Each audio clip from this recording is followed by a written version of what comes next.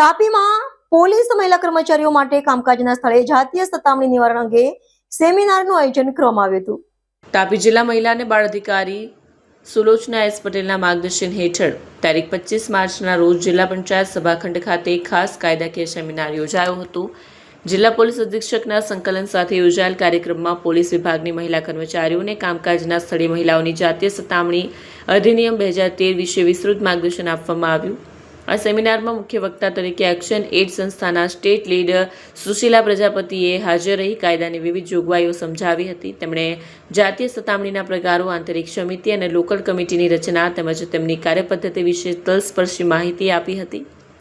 આ પ્રસંગે વિવિધ સરકારી કચેરીઓમાં ફરિયાદ નિવારણ માટેની વ્યવસ્થા મજબૂત કરવા અંગે કર્મચારીઓ સાથે સીધો સંવાદ પણ કરવામાં આવ્યો.